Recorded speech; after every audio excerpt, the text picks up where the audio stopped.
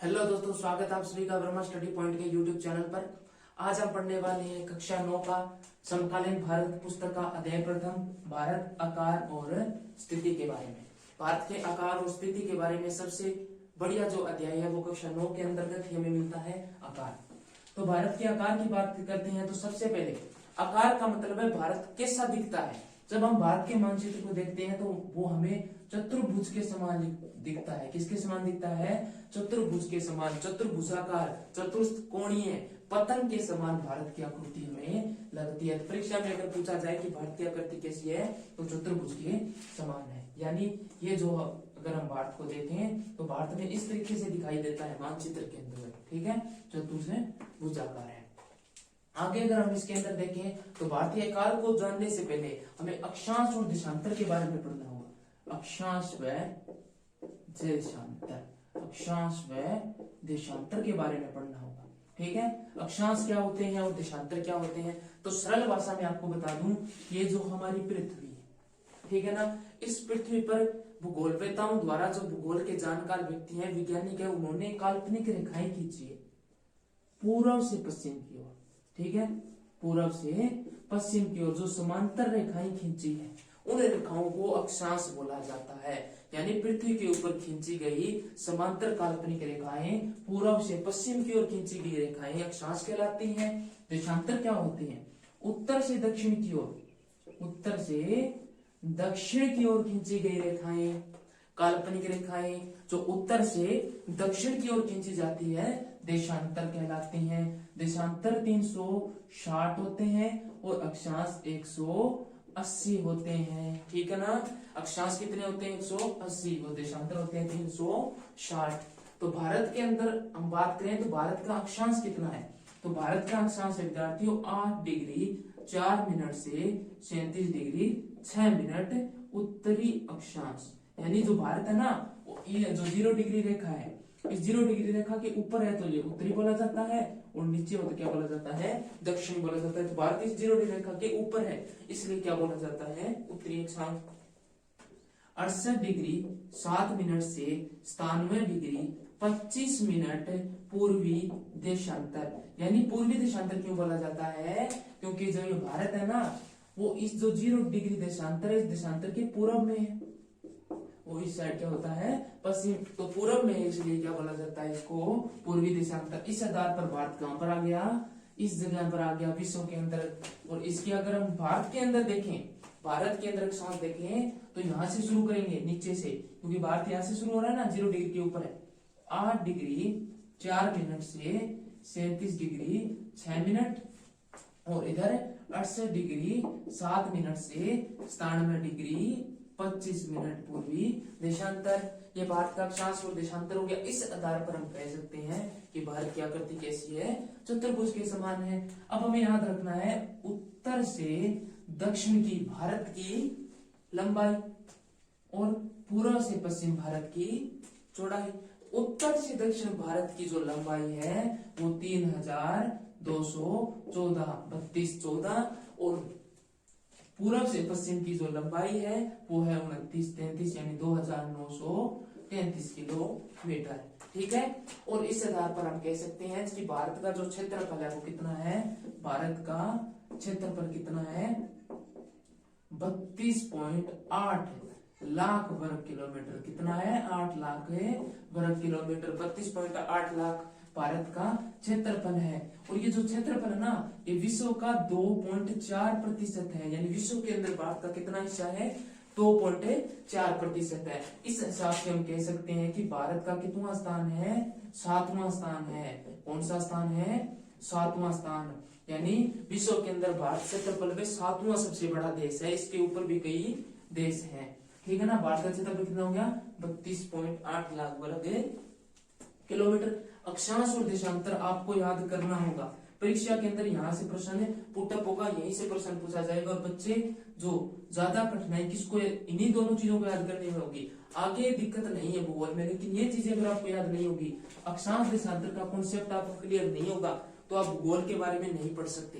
क्योंकि अक्षांश और देशांतर किसी भी क्षेत्र के समय किसके बारे में, समय और स्थिति के बारे में बताते हैं। तो यहाँ पर कितना समय होगा और कौन से क्षेत्र में ये आता है।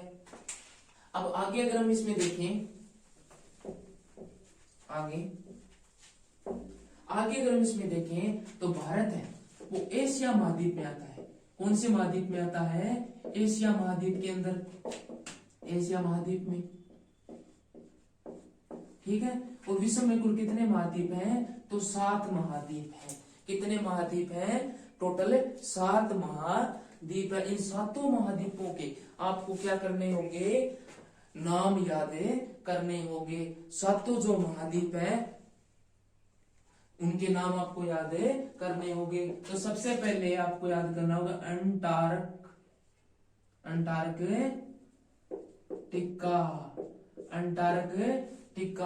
अंटार्कटिका जो सबसे कठिन नाम है ना, वो अंटार्कटिका का है। किसका है, अंटार्कटिका का है, क्योंकि इसी में बच्चे कंफ्यूज हो जाते हैं। दूसरा है हमारा एशिया, उसके बाद यूरोप,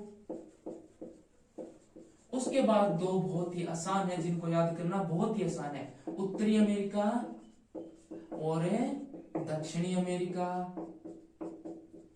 छठा हमारा हो गया अफ्रीका, और अंत में रह जाता है जो सबसे छोटा है, उसका नाम है ऑस्ट्रेलिया। कौन है, ऑस्ट्रेलिया। इसके अंदर जो सबसे कठिन नाम है वो है अंटार्कटिका, क्योंकि एक आर्कटिक महासागर है। क्या है, आर्कटिक महासागर भी है, ठीक है।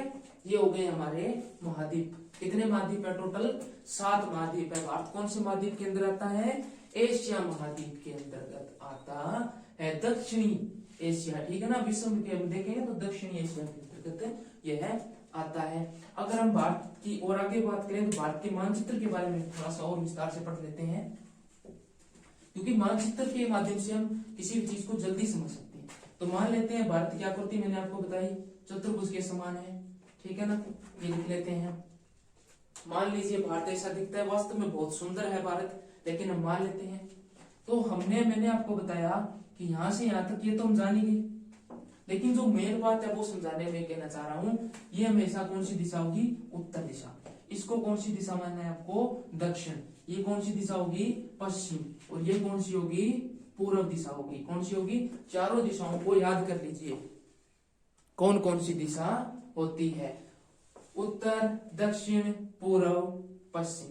अब मैं आपसे पूछूं कि भारत के पूर्व के अंदर क्या है, तो पूर्व में क्या है, बंगाल की खाड़ी है। क्या है, बंगाल की खाड़ी।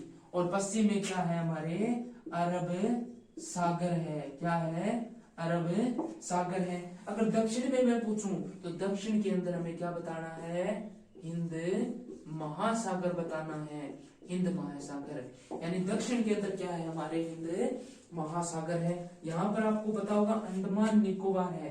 अंडमान और निकोबार ये हमारे द्वीप समूह है, आप सभी जानते हैं, अंडमान और निकोबार। यहाँ पर इंदिरा नामक एक पॉइंट है जो भारत का दक्षिणतम बिंदु बोला जाता है, इंदिरा पॉइंट है। अरब सागर हो गया, बंगाल की खाड़ी हो गई। भारत के पड़ोसी देशों के नाम भी आपको याद कर लेने हैं, पाकिस्तान, अफगानिस्तान, चीन, नेपाल, भूटान, और यहाँ पर आ जाता है हमारा बांग्लादेश, और अंत में आता है नीचे दक्षिण में श्रीलंका।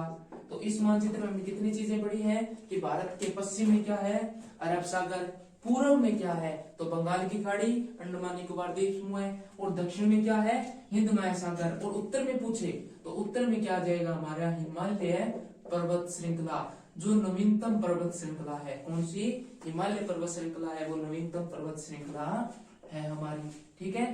भारत की स्थिति के बारे में आपको बता दूं दोबारा से, तो भारत है वो एशिया महाद्वीप के अंतर्गत आता है, और विश्व में कौन सी गोलार्ध में आता है, उत्तरी गोलार्ध के अंतर्गत आता है, ठीक है। आकार मैंने आपको बता दिया, भारत का आकार कैसा है, चतुर्भुज के समान है, ठीक है। भारत का आकार कितना है, वो सॉरी आकार कैसा है, तो चतुर्भुज के समान है, ठीक है। भारत की उत्तर से दक्षिण लंबाई कितनी है, तो 32-14 है, और जो पश्चिम से पूर्व की है वो है हमारी 29 से 33 है, और ये कौन सी है, 32 से 14, 3214 किलोमीटर।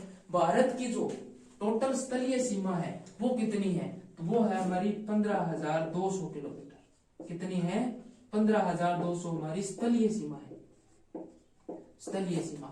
और जलीय सीमा की बात करें तो जलीय सीमा है हमारी, जलीय सीमा है 7516 यानी 7,516 किलोमीटर। इसके आगे पॉइंट के अंदर भी 6 किलोमीटर है। वैसे अगर आपको लगभग पूछे तो 7,516 किलोमीटर यानी 7516 और 15,200 किलोमीटर हमारी कुल स्थलीय सीमा। स्थलीय का मतलब है यानी पाकिस्तान से यहाँ पर आएंगे ना, पश्चिम से पूर्व तक है, तो हमारी कितनी हो जाएगी टोटल है 15,200 हो जाएगी। और जब हम जल वाले क्षेत्र की बात करेंगे, इस वाले क्षेत्र की जहां पर हमारा दक्षिण का ये जो पश्चिम दक्षिणी पश्चिमी दक्षिणी पूर्वी जो भाग है ना, उसकी टोटल कितनी है, उसके अंदर लक्षद्वीप की भी शामिल है और अंडमान निकोबार भी शामिल है। इसके अंदर आप लिख लेना, अगर आप नोट्स बना रहे हैं तो आप यहाँ पर लिख लेना, इसके अंदर लक्षद्वीप भी है और साथ में क्या है हमारी अंडमान निकोबार भी है। ठीक है ना, दोनों सम्मिलित है, टोटल बताइए। ठीक है ना, ये हो गया हमारा आकार और स्थिति।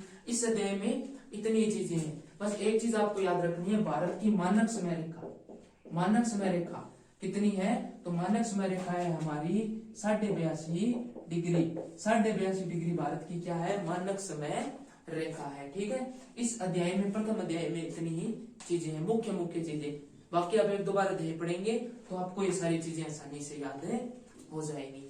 धन्यवाद। अगर आपको ये वीडियो पसंद आया है तो कृपया इस वीडियो को लाइक कर दीजिएगा और अपने सभी दोस्तों के साथ इस वीडियो को शेयर कर दीजिएगा। Thank you.